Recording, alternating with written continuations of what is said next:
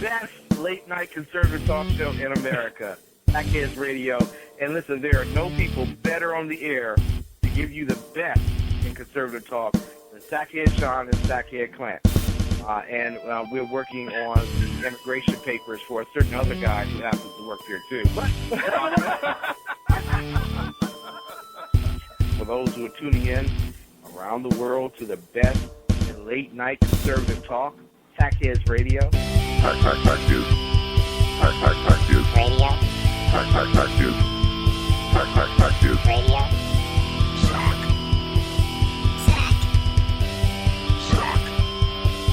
Sack.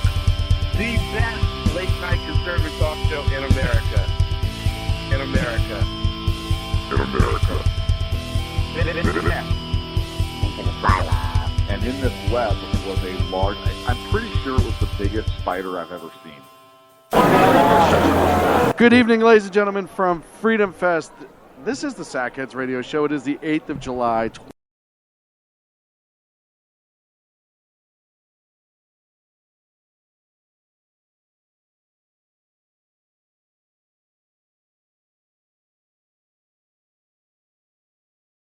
Making all this happen, honestly, it's pretty amazing what he's able to do for us here.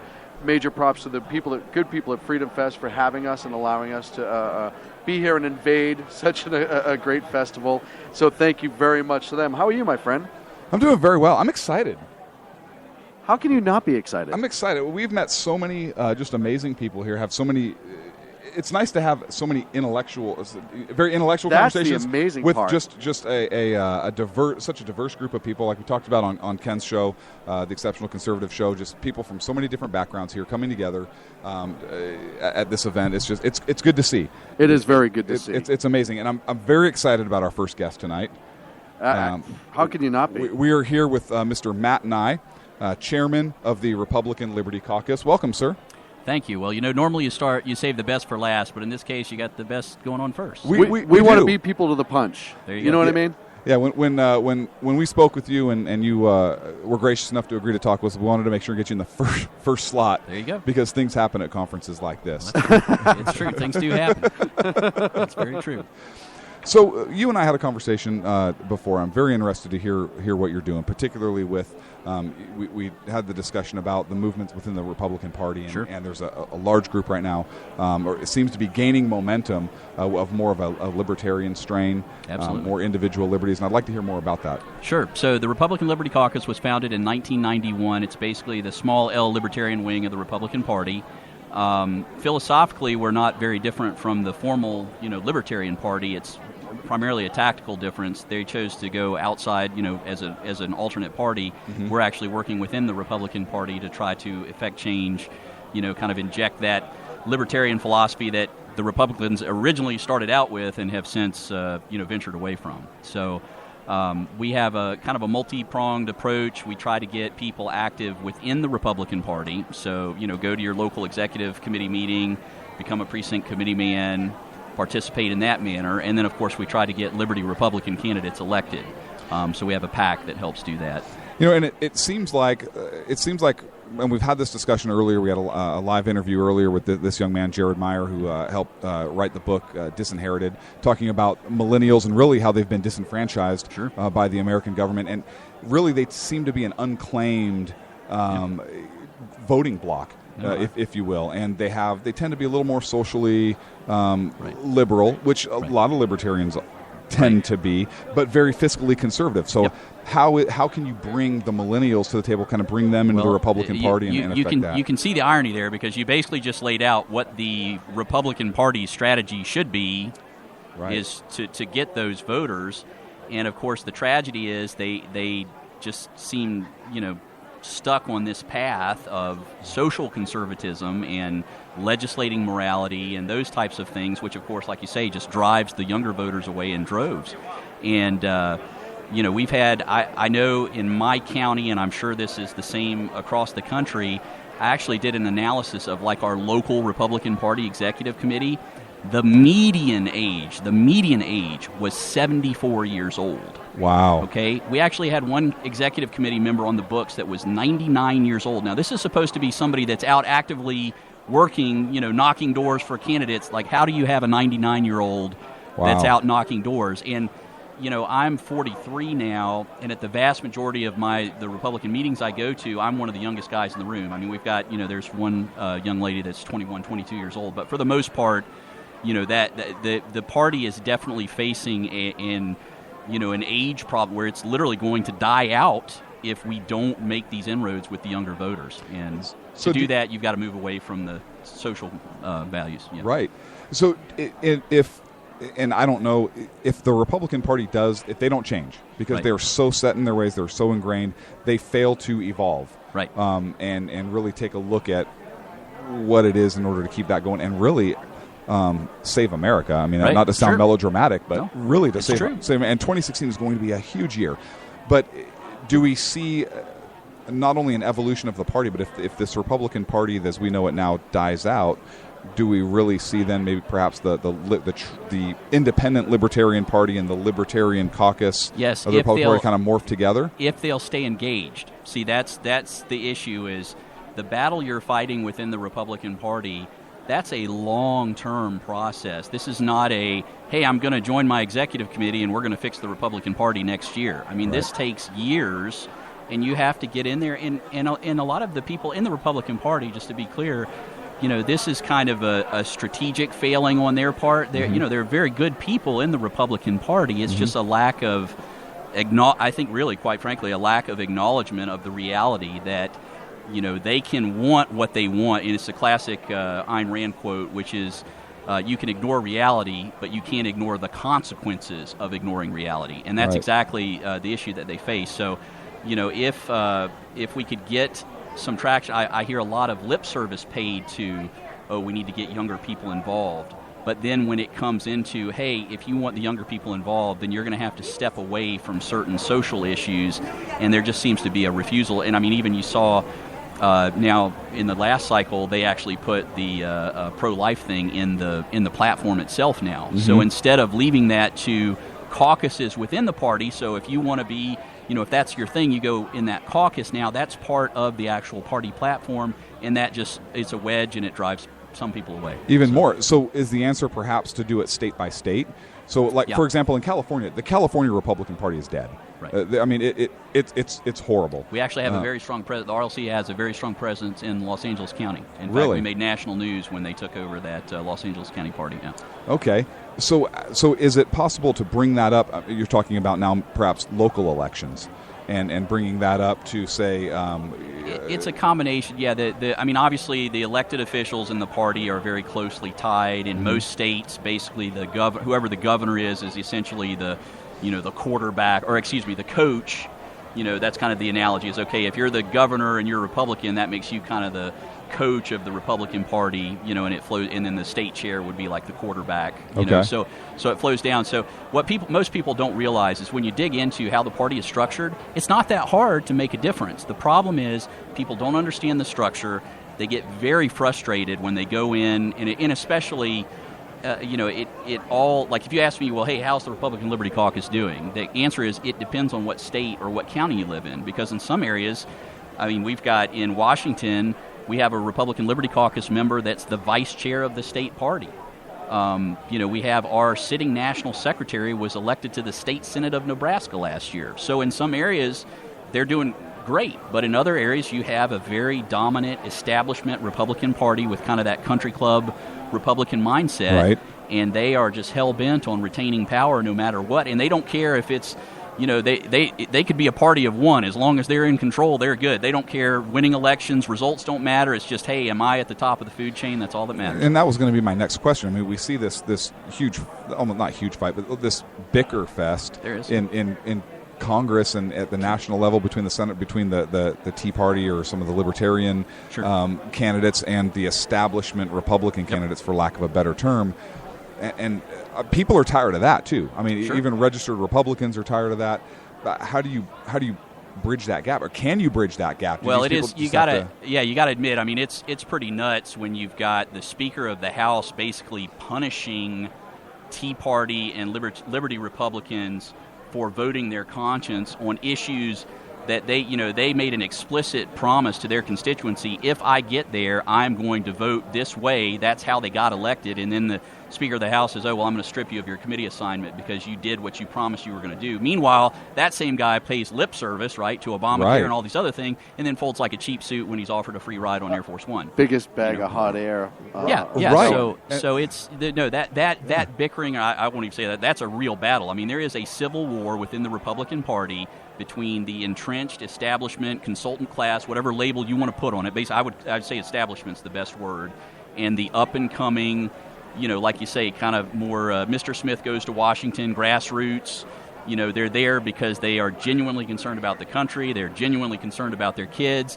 They're not there to play games. They're not there to go out to cocktails, dinner, have cocktails with people. Right. Like they're there for the right reasons, and it's genuinely disturbing to see what is being done to those people. And it seems like that establishment Republicanism, establishment Republican part of the wing, it doesn't seem that they really care about representing the interest of the people. They care about representing the interest of the party, and I'm not trying to put you on the spot here, so forgive me if I do. But George Washington warned us very, very clearly about the dangers of the political party for this very, very reason. Right. So, is it fixable? And if it's not fixable, are we talking about some process to maybe we have the top two vote getters are the president and the vice president, and they may be from two different parties? I'm actually on a panel Friday where we're going to talk about preferential voting and things like that, just like how do you fix the system. But I guess the answer is I hope it's not too late. I mean, there are a lot of good people like you and I. I mean, you guys have your own radio station, and there's no question that ideas are more popular than ever in terms. I mean, it's basically cool now to be a libertarian. You got Glenn Beck every day. Oh, I'm pretty much a libertarian. I'm like, I'm not so sure, but I mean, it's what I mean. It's a cool thing to claim. Is I'm libertarian.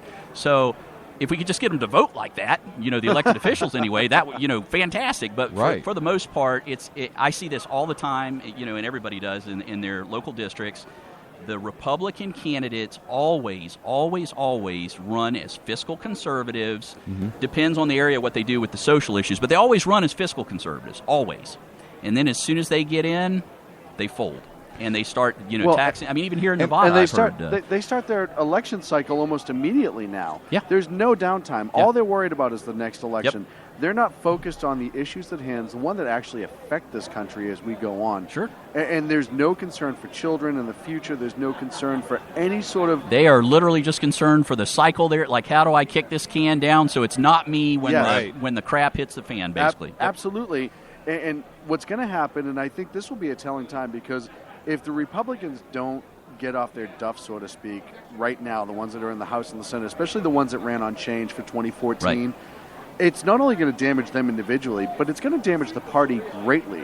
Because you're going to disenfranchise more voters on your side because they're like, well, I gave you the chance, and you did absolutely nothing. Well, I gave you the chance 3 times. Right, and it's funny because we're seeing that, like, we as an organization we're adding new charters and we're growing, but our membership numbers are not growing at the same pace because what's happening is people are leaving the Republican Party, and so when they get their membership renewal, they're like, we love the RLC, but I'm not a registered Republican anymore. I went independent or no party because they're literally bailing. Because, like you say, Boehner did this. They had the scripted rules change vote in Tampa in 2012.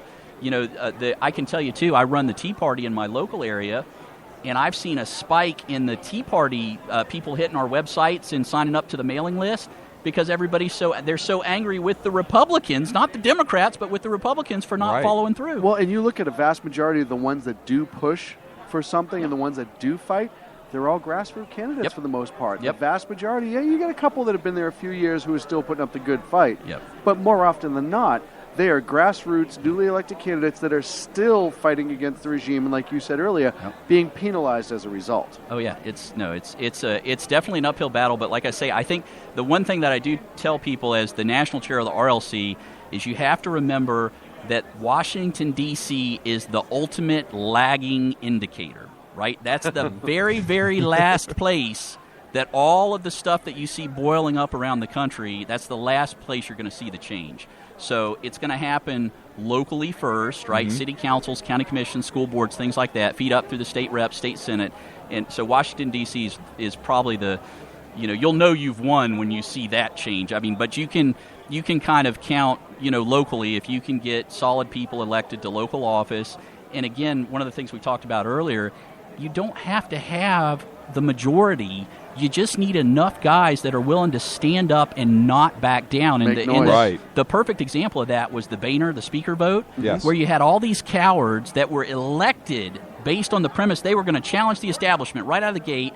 And then they all say, well, we had to vote for Boehner because there was no viable alternative. Well, 24 or 25 people didn't vote for the guy. If only 5 of them had the cojones not to fold, we would have a different speaker. Absolutely. So every Yep, one of those, absolutely. I mean, it's just despicable. It is. And I hope they get punished in the next election. You and I think they will. I think so. Yeah, and I think we're also seeing a point where people are not. They may not want the Democrats in, but they may be tired of all the stuff they're seeing with Obama and what the Democrats have done. But they're going to vote against the Republicans. Yes. Just to vote against the Republicans, Well, or they'll vote third party. The line I hear all the time is, with Republicans like these, who needs Democrats? And quite frankly, there's something to be said for, at least, and we actually say this in our county, we'll take an honest Democrat over a dishonest Republican Yes, absolutely. any day of the week, because Yes. at least you know what you're getting, and he's not damaging the brand. Like you say, when you get a Republican that campaigns on one thing and then does the exact opposite, it feeds into this narrative that the Republicans can't be trusted. They just tell you what they want to hear, and then Right, and what makes that worse is you have the media that's complicit in this. So Sure. every time you have a Republican that does that, you have major media outlets Absolutely. that blow that up. Sure. Oh, and it's- they don't yeah. and they don't do that on the other side. Well, So, and that's also, and then you tie that back around to the social issues, which is where Right. you get the hypocrisy, where you've got these guys that campaign as, I'm Mr. Squeaky Clean, church-going guy, and then you find out, okay, he's got 3 mistresses, or whatever. And in that instance, rightly so, the media should glom onto that, because Right. you're saying one thing, you're doing another. I think that's why, quite frankly, some of these Democrats literally get away with murder because nobody expects any money, much better from them. Right. So- I was talking about the people that say, "Hey, I'm going to go. I'm going to challenge. I'm going to do this, this, and this," Yeah. and then the media jumps on and Oh, says, that's- "Hey, no, you're right. they Yep. they didn't do this, this, and this," and Right. so now the media, It further damages. they further damage because they not only bring attention to it, they shine huge spotlights on. See, this guy doesn't do what he was going to No, say. we've got a perfect example locally where we just went through our primaries for the county commission. We had a guy, just classic, small business owner, churchgoer, fiscal conservative, all. As soon as he won the primary, because we're in a predominantly Republican county, so whoever wins the Republican primary is basically your candidate. Literally the day after, he sends out a fundraising letter to all the Democrats and the lobbyists, like all the people that he said he wouldn't touch with a 10-foot pole. He does a fundraiser. Hugging them. Yeah. Yeah. And we're all sitting there. Yeah, it's just crazy. So It's amazing how the loop gets turned around, yeah. and so now we're quickly stuck with that reverse- guy for 4 years, and he's the exact opposite of what he campaigned on. Yes. So anyway, it's a tough battle.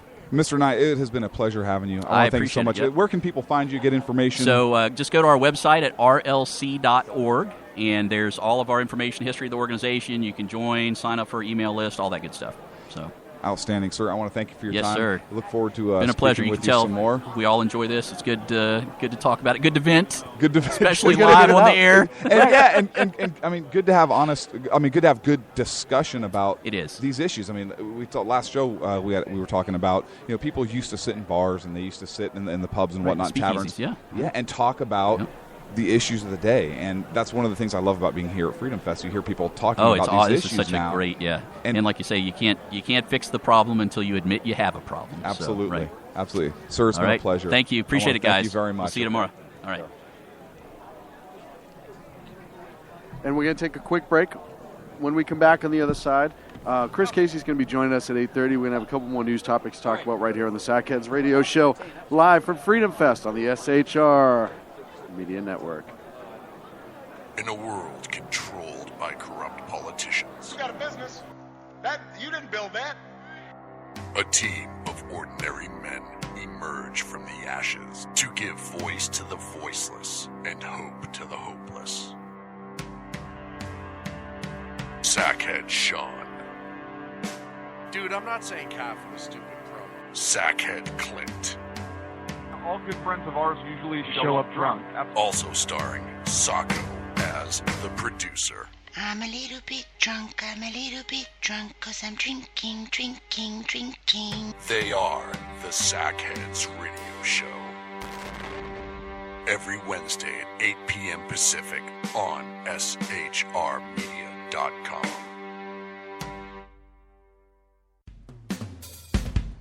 This is Tammy Jackson, inviting you to join me on The Tammy Jackson Show every Tuesday night at 7 p.m. Pacific on the 405radio.com. Put down that remote and tune into the show that covers politics, guns and the Second Amendment, religious liberties, sanctity of life, the military, and more. I host newsworthy guests and work hard to be a conservative radio show that's not like all the others. So save Tuesday nights at 7 p.m. Pacific for me, Tammy Jackson, on the 405media.com. Who listens to the Andrea Kaye Show? Let's find out as we eavesdrop on listener Roger Johnson in Encinitas. You know, if our policy is going to be bring any child who comes across the border to coordination, we have to take them in. Okay, so apparently Roger fell asleep in the middle of my brilliant political tirade, and now... A student at Hillsdale College. Here's Hillsdale President Larry Arnn on the continuing relevance of the Constitution. Many argue today that the Constitution is outdated because it addresses problems peculiar to the 18th century. Some parts of the Constitution do read rather quaintly. Consider the injunction against titles of nobility in Article 1, Section 9 of the Constitution. But is that so outdated? The purpose of the injunction is to prevent the government granting special privileges to some for partisan reasons. This strikes at the heart of the rule of law. The crony capitalism so common today is a place where the government bestows favors and tax dollars on some businesses to give them a leg up over others. This is exactly the kind of thing the Constitution was meant to prohibit. The Constitution is not so outdated after all. This Constitution Minute was brought to you by Hillsdale College. To join the national conversation on the Constitution, go to constitutionminute.com.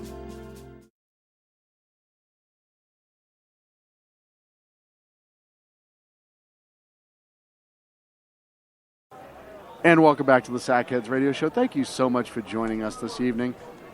Great interview with Mr. Nye. I truly appreciate him spending time. Sorry, just trying to...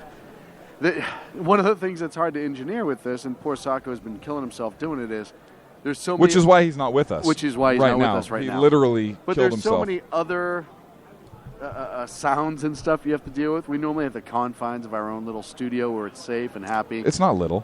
Well, you know, it's not the size that matters. It's comfy. The size doesn't matter, Sean. Not this time, it doesn't. But right. It's a comfy studio.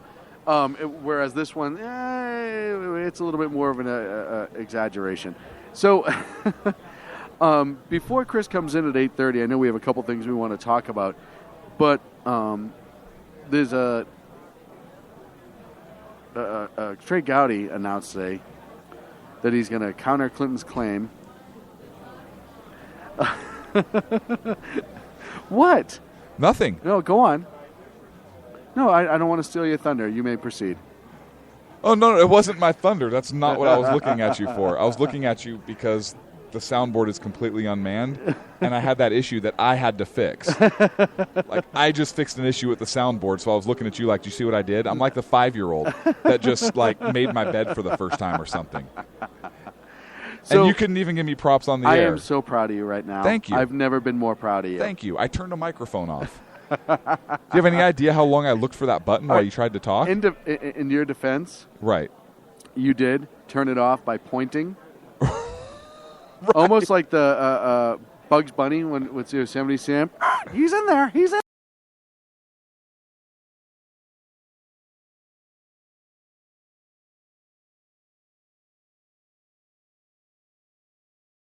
Never. For emails. Well, weird. Trey Gowdy. Well,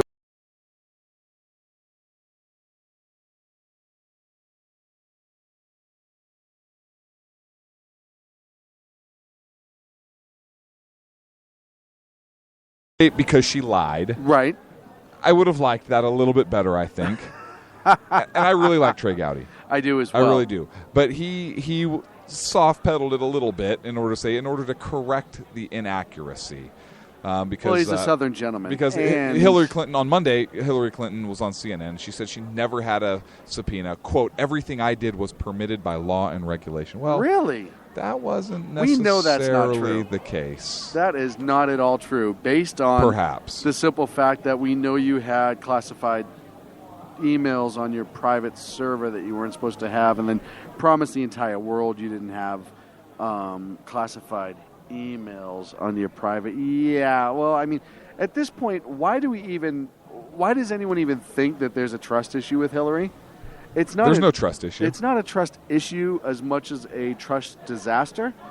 There's nothing that comes out of her mouth you can believe. And listen, Even Bill Clinton. Exactly. Saturday in the 4th of July parade, I think she was in New Hampshire. She is so open and transparent and of the people that she literally had handlers walking around her with ropes, like WWF ropes, to keep people from actually contacting her and asking her questions. What if somebody would have climbed those ropes to like a turnbuckle and like jumped off the top with some like flying forearm shimmy thing? But seriously, anyone who's even considering Hillary Clinton, listen to me. The woman won't even allow press to talk to her. She's running for office. She talks to CNN when it's convenient to her. Other than that, she's nothing. She does nothing. She just nothing at all. And that's why I love how Trey Gowdy came out today. We do have, and we'll follow up on that story as it goes on. But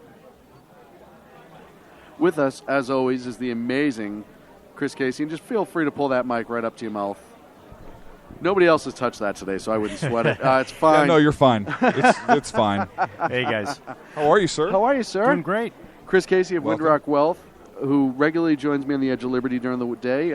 But we finally get to sit down at Freedom Fest together, and a moment I was looking forward to for a long time now.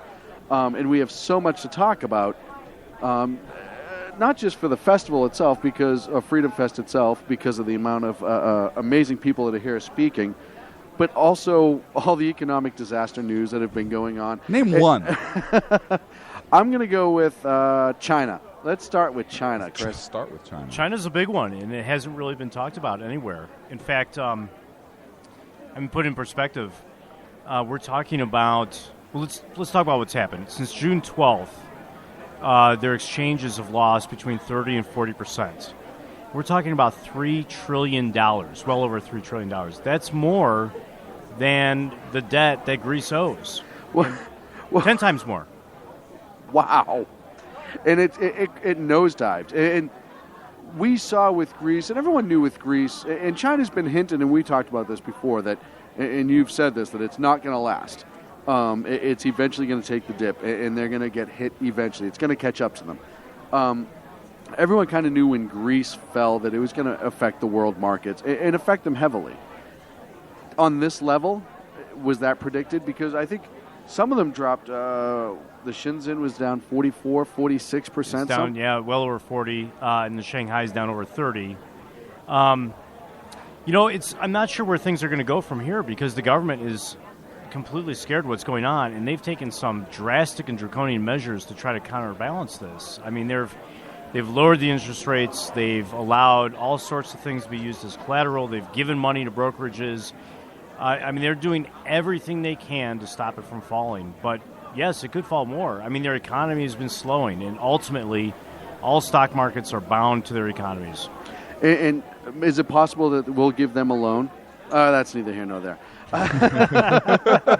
maybe we can something start on par. forgiving some maybe about or $1 trillion or so. Yeah. Is it possible they come back and say, "Hey, we need money. You need to pay us back right now"? Oh, by the way, we're cashing in on that little debt thing today. Right.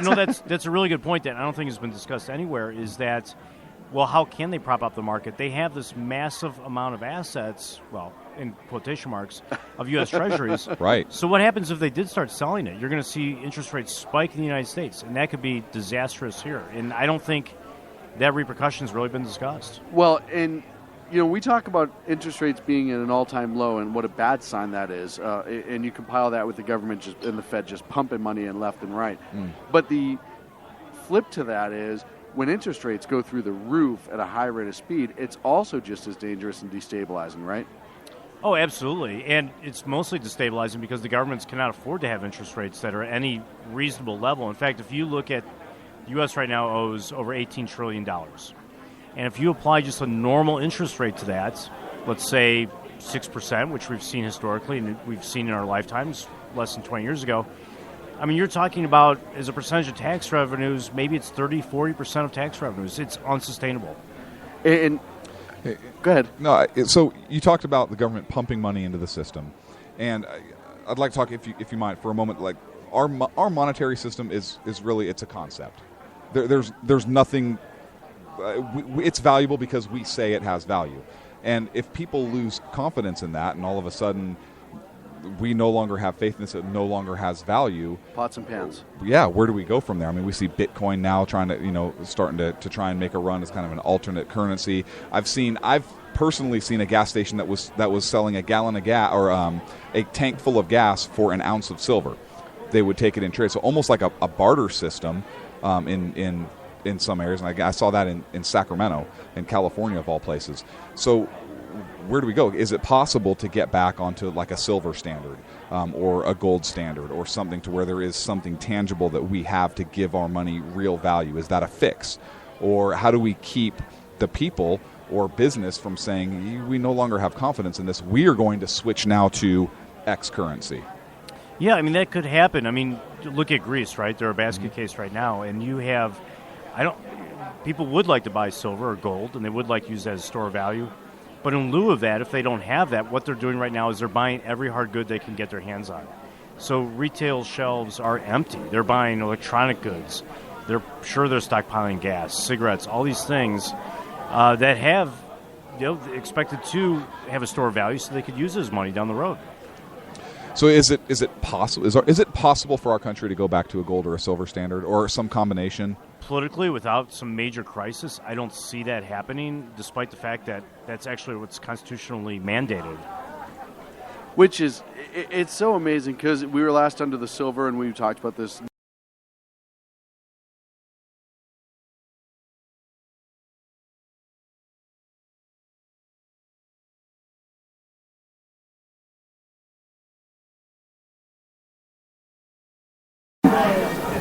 But say we did have to get back onto a standard that we're constitutionally mandated to be on. So it might be something to consider. Minor point. Minor point. Which standard do you think would be the best for that? And I know that's mere opinion, but seriously, which one do you think would be the most effective for our nation to go back to? Or go to? Which standard, like, is gold versus gold, silver? Right. Rock, whatever you want. Yeah. Well, my philosophy has always been, and I think a lot of people share this, is that the government just has to get out of the money business completely. So it shouldn't be that they mandate that gold or silver is money. They should just say, we're not doing anything and let the free market decide. And what we've seen over the centuries, millennia, is that the free market chooses gold and silver. And what they definitely should not do, even if we went to some kind of quasi-gold standard, is have legal tender laws that have a fixed ratio between them. And this caused a great deal of controversy and strife over the last century, culminating in William Jennings Bryan had the famous Cross of Gold speech where he said, we want silver standard, not a gold standard. And all it was is because they mandated a 16-to-1 ratio. If they had no ratio, it wouldn't have been an issue because people would trade back and forth, which never made more sense. And hasn't gold really held its value? An ounce of gold was, $50 way back when. I think it's even a $50 gold coin now in the U.S., 1 ounce. And back in the late 1800s, that could buy you a fine suit. Well, now, with the price of gold around $1,400-ish, right, that would buy you a fine couple suit. Fine suits. So yeah. Well, like one really good, really nice suit. So you dress way better than I do. Has there really been? It doesn't seem like there's really been inflation, so to speak, with gold. It seems like it's kind of a fixed value. I mean, it seems to me, and I could be wrong. I'm not a big financial guy. It seems to me that when we were using gold back then, it could buy almost what it could buy today for you. Right. Well, actually, your example is probably proving that ultimately over long term, when the free market's involved in money, is that you have slight deflation. In fact, that's what we had in the 1800s. We had two periods where when we were on a pseudo gold and silver standard, where the price level fell by 50%. And there was no great economic calamity.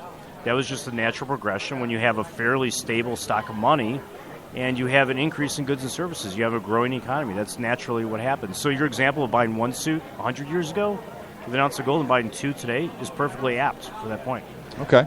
And how is Bitcoin affecting the money system today? Is it good for us? Is it bad for us? I mean, you hear both sides of the argument. It seems like people either love it or they hate it. And how's that going to affect our markets? Yeah, Bitcoin is very controversial. I mean, even among, and I subscribe to the Austrian School of Economics, and among a lot of Austrians are not believers. And frankly, at first, I wasn't either, because it's hard for us to get our heads around the fact that there's no, what I would call alternative value. Mm-hmm. So there's no gold obviously can be used for other purposes. You can't do that with Bitcoin. It solely functions as money. But what I didn't realize at first, when I've come to become what I'm now a believer in, is that, in fact, of all the attributes of money that must be exhibited, Bitcoin is superior to gold in its portability. It could be instantaneously transferred anywhere. And so I see, eventually, assuming we have some type of free market and money, that Bitcoin has a rightful place alongside gold and silver, but I certainly don't see it supplanting it, but it will act as money alongside it. Well, and the government will hate that because you can transplant it anywhere. It's untraceable. We've talked about before the amount of regulation in your banks and now getting into direct deposits, right? Not direct deposits, deposit box, safe deposit boxes. That would be a crazy thing for the government to really accept. And right now, with this government the way it is, laws the lack of control over it right now just must scare the hell out of them. I'm sure it does, and they're scrambling to have regulations for it. I mean, but the fact is, the cat's out of the box. You can go and there's Bitcoin ATMs. There's one a block from my office. Yes. I can go and buy Bitcoin in an ATM machine. I mean, absolutely amazing. And the whole theory of Bitcoin is amazing too. And it's something like I don't fully understand. I've tried to help myself understand it. But as we know, I would invest in DeLorean right now if I could. So I'm not the best person to decide such things. But, when you look at Bitcoin, what it really proves to me, though, is how screwed up our financial system is. The fact that it even got to the point that it did says that our system is so screwy that people will look for anything else that is viable in order to kind of get away from it. That's a good point. I always make that comparison or have that comment about the public school system, actually, because think about this. The public school system is free to everybody, right? It's not free. It obviously costs us a lot of money, but it's free whether or not we take it. Marginally, it's free. And yet, people are paying money to send kids to private schools. And that's how it's almost like, think about this. If you had free ice cream, if the government had some ice cream program, and they give away free ice cream, and yet people... And they do. Probably there is, yeah. And there's the ice cream initiative in the Central American... Go ahead. If we don't have it now, we will. It's cheese, John. Cheese, ice cream, same thing. And people are... if the government sold ice cream and had free ice cream, people would be going out and would be paying for decent ice cream. Yes, absolutely. Same thing with money. Because it'd be an ice cube with milk poured on top of it. Exactly. It wouldn't be very good. Well, and we've seen everything that's coming out of Michelle Obama's food initiatives that are going on and how horrible that food is. It would just stay par with that. It'd be like 1% milk and like a couple just crystals of ice tossed in, and that would be the government ice cream. It would not be one of those. I love those drumsticks. Oh, yes. You would not have that. Costco, Costco, baby. I buy them every time I go, and the box doesn't last more than 4 days. Hours. Same thing. I've been to your house. Days, hours, whatever. It's Vegas, baby. None of that matters anymore. I want to turn to Greece a little bit. The Greece vote this weekend. Were you surprised? Yes or no? I was surprised by the magnitude that it won. I think it was 60%. Yeah, I wasn't surprised that it won, but I mean that's an overwhelming mandate that they don't want any kind of austerity measures. It's almost shocking. Maybe I don't understand because I don't live there. Maybe I'm misreading everything, but why in the hell not? If you're just at that much and you have somebody essentially willing to kind of help, why? If you're Greece, why wouldn't you vote for it? Well, think about this. These people have nothing to lose at this point. You have 20% unemployment, 25% unemployment. I mean, among youth, you have probably 50%. I mean, they're disillusioned. They feel like if they go ahead and accept some type of additional bailout, that they're effectively going to be debt slaves forever. And they're right. Yeah. And they are, but if you were them, would you have taken the bailout, thinking rationally? You're already underwater. You need to make some serious changes. But would you take that bailout and make those changes to try to turn the ship around? Because you have one of two things. The ship's either going to sink to the damn ocean, and it's going to be on the bottom, no one will ever find it again. Or you could start to steer it towards safer harbors, take the bailout for now, and hope to make real changes in your economy to push it back to a positive, or break even. We'll go with break even to start. That's a good start. Or by not taking it, do you hit the big reset button and let the free market come back and figure it out? Back to the drachma and get rid of the EU. Yeah, well, the debt is certainly serviceable, assuming you get the economy going. The economy, by the way, just put in perspective, I think has dropped from maybe 350 billion GDP in dollar terms to maybe 240. So it's have a dramatic contraction since 11. Yeah, I think the 7 or 6 out of the last 8 quarters have been downturns. And all you would have to do is let the free market work. I mean, you slash taxes, slash regulation, and you'll see that economy will go gangbusters. You'll be growing not at 4 or 5%, 10, 15, 20%, easy. And cut back on some of the ridiculous social services and retirements and all that stuff that pensions have to go. Yeah, they need to go away. And you talked about before Yugoslavia, I think it was, as the example of what happened. Can you explain a little bit about what happened with Yugoslavia? Czechoslovakia. Czechoslovakia. I apologize. I think I was making an analogy because people always talk about in 2008, well, we had to do this bailout for the U.S. because it was going to be chaos and everything was going to close down. We're literally, going into medieval times. And when you think about it, if you're in the Czechoslovakia back at the end of the Cold War, you had nothing. There were no property rights. I mean, no one owned anything. And all of a sudden, the next day, okay, what are we doing now? And within 6 months, they had a vibrant, brilliant economy, all because they accepted basic rule of law to protect property, and they allowed the free market to prosper. And it did last for a long time. And, of course, like everything else, government started to step in and do what government does, which is ruin economies single-handedly, and it caused the slowdown, which should be an example, and it's crazy to me, it should be an example for the rest of us to look at, right? If you're a government, you went, okay, Czechoslovakia was booming, and then all of a sudden it started to slow down. It didn't die, but it slowed down. What happened? Oh, look, Regulation A, Regulation B, this, that, and yeah, but we know how to do it right here in the U.S. we know how to regulate the right way. Those examples are everywhere. I mean, New Zealand went through this in the 90s. They enacted some great measures, and they went right back to their old format. And China right now is a clear example of that. They've been doing nothing but embracing the free markets for the last 20-some years, and all of a sudden with this latest downturn, they're kind of abandoning the path they were on, and I'm a little bit shocked at how they're trying to prop up this market. Now, we talk about Greece, we talk about China. Let's turn around and talk about at home. How does this affect us at home? Both Greece and China, because they both have a pretty large effect on us at home. We saw the stock market today. We saw that the stock exchange somehow allegedly had a technical issue and crashed. I'm a little bit suspect on that because it was right in the middle of nosediving stocks. So how does this affect us at home? There's a number of ways it could affect us negatively. I do think, though, that there could be a cosmetic positive in the sense that while people still view the U.S. as some type of safe haven, there could be an effect where people are trying to place their money here, buying the dollar, buying treasuries, and so that could lower interest rates domestically. But ultimately, what we face is great danger in that China could liquidate its treasury holdings. That would skyrocket interest rates here.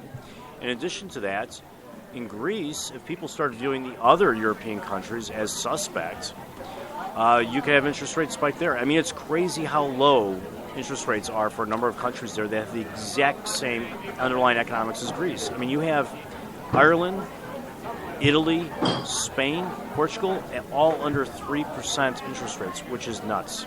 And what's our interest rate right now, just for comparison?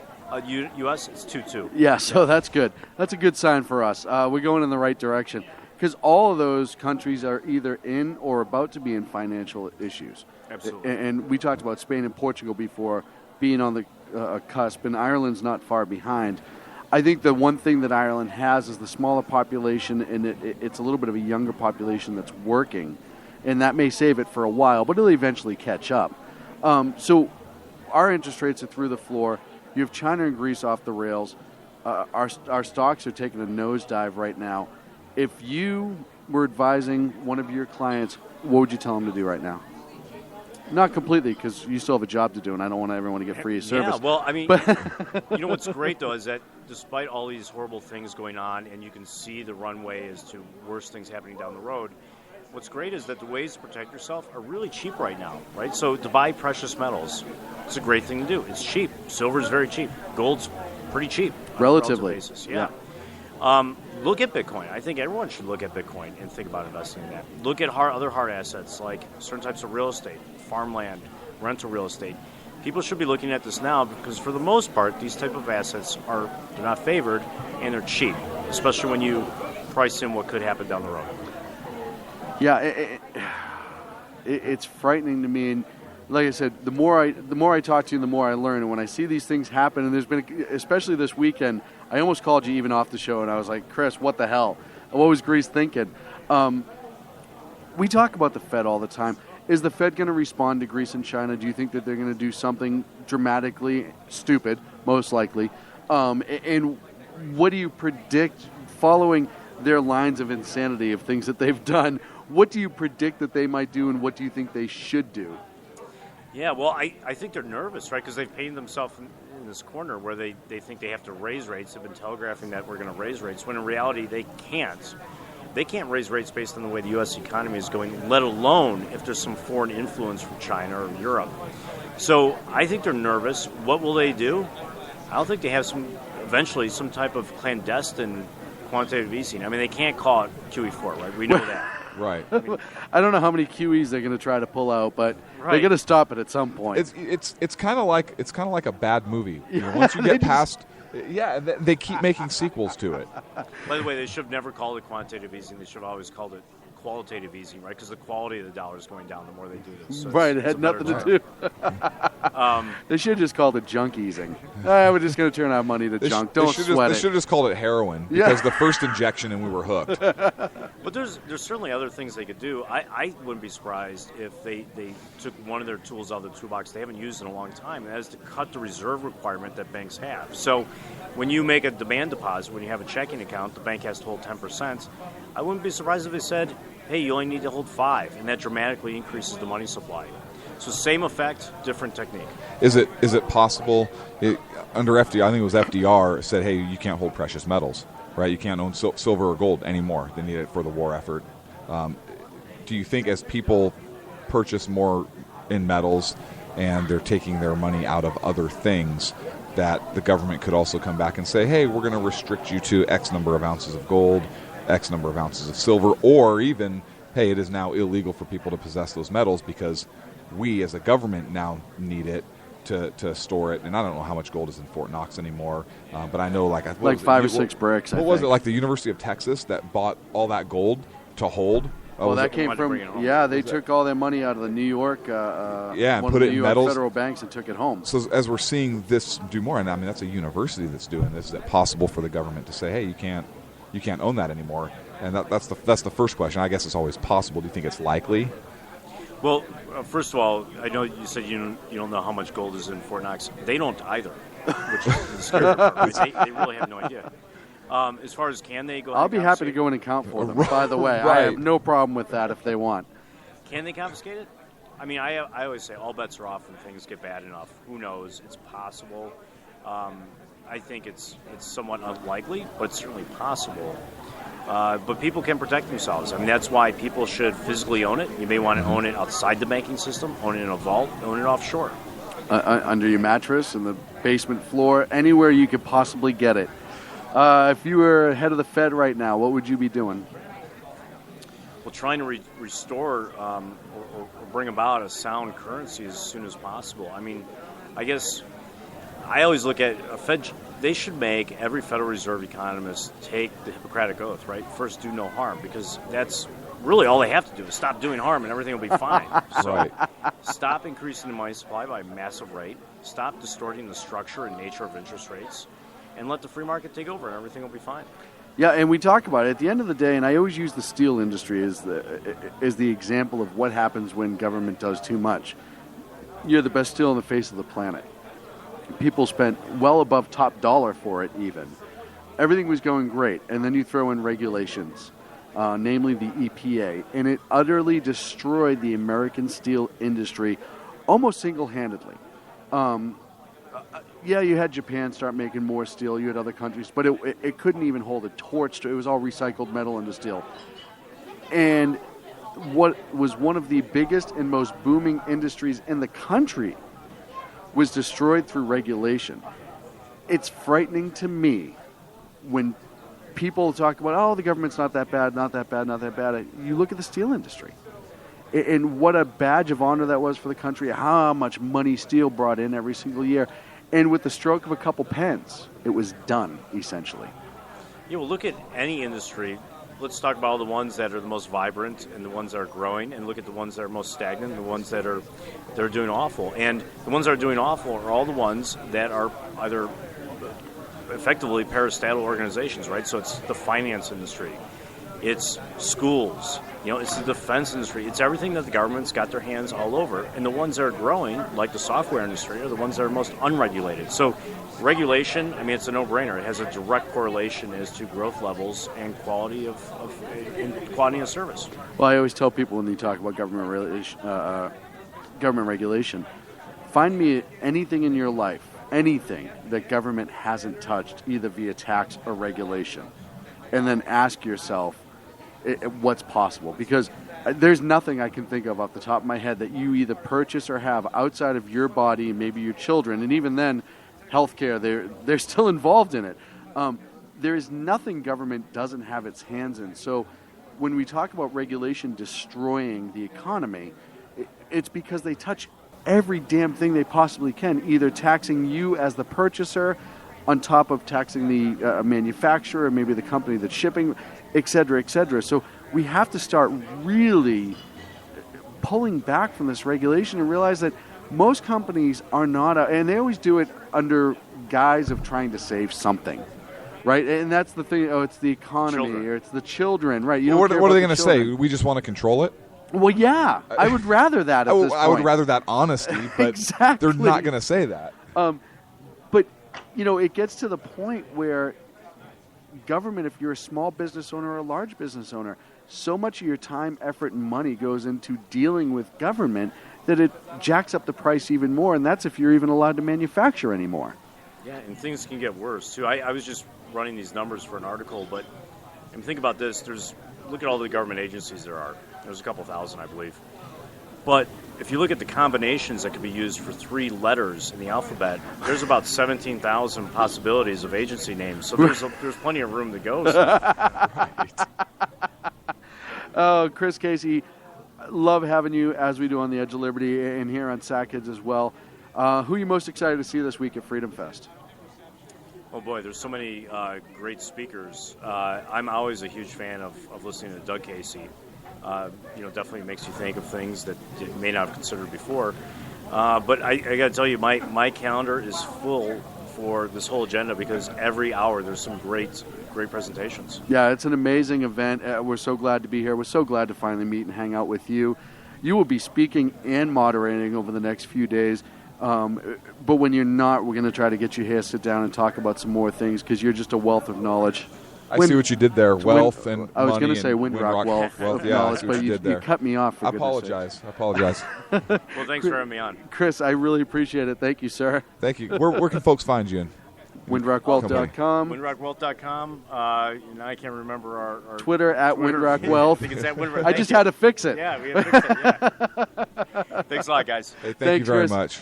Oh, man. So that's going to be it for us today. We're going to do a 1-hour show because we're doing specials all this week. I just shut myself off. Nope, we're good to go. We're going to pick up tomorrow morning at 9 a.m.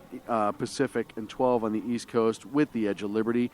In the afternoon, we're going to have the exceptional one, Ken McClinton, with the Exceptional Conservative Show, followed by another 1-hour special, the Sackheads Radio Show, tomorrow evening. I think we may have a special with Dan Butcher tomorrow from Pundit Press Radio at 5. I'm still working on that. The Underground Professor told me today that he will do his show live from the Freedom Fest floor via the SHR Media booth. So we're really excited about that. This is such a cool event, man. I'm so excited to be here. The people that we're having so much fun. I was saying earlier to someone, the people that are just walking around here No, not just you. Somebody else. Oh. There's nobody else. You know, you talked to Lieutenant Colonel Alan West earlier because he was strolling through. Mm-hmm. Dinesh D'Souza as well, strolling through. There's some really amazing people. Mr. Moore earlier, Ken grabbed as he was walking by and had a 15-minute conversation. Yeah. That's Matt and I, who preceded, who started our show. Yeah, It's just strolling around. And, you know, these are people, and somebody said it best, you know, it's some of the other, quote-unquote, political events. Mm-hmm. None of these people are out walking around the floor. They're kind of No. hidden in their green rooms until they're ready to speak. They speak, and they get the hell out. They sell whatever it is they think they're selling, and they go. This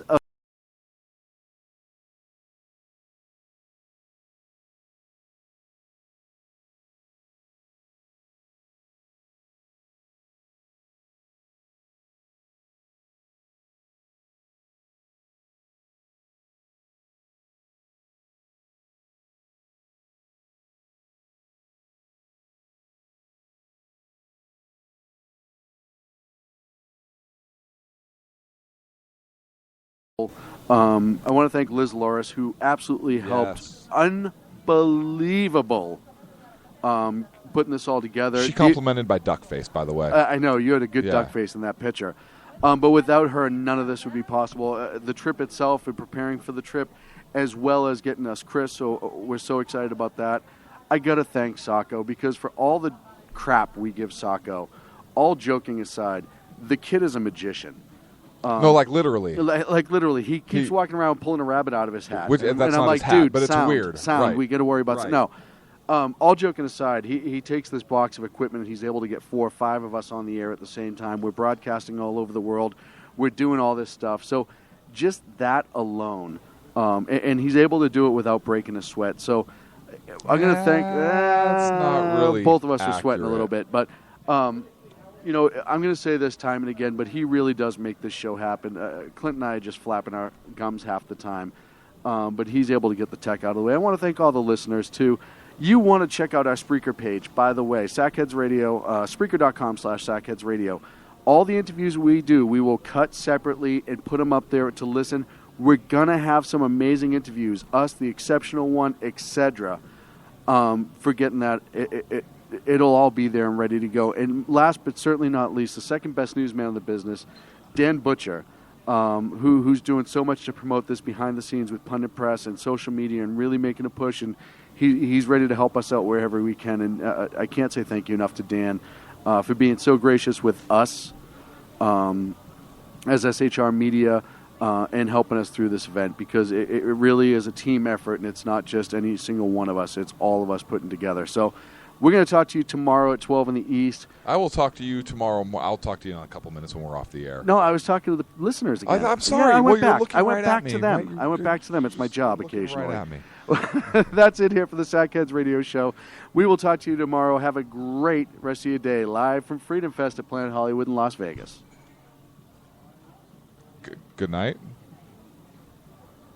Good night. Good night. The best Good night. late-night conservative talk show in America, Sackheads Radio. And listen, there are no people better on the air to give you the best in conservative talk than Sackhead Sean and Sackhead Clint. And we're working on the immigration papers for a certain other guy who happens to work here, too. For those who are tuning in around the world to the best in late-night conservative talk, Sackheads Radio. Sackheads. Sackheads. Radio. Sackheads. Sackheads. Radio.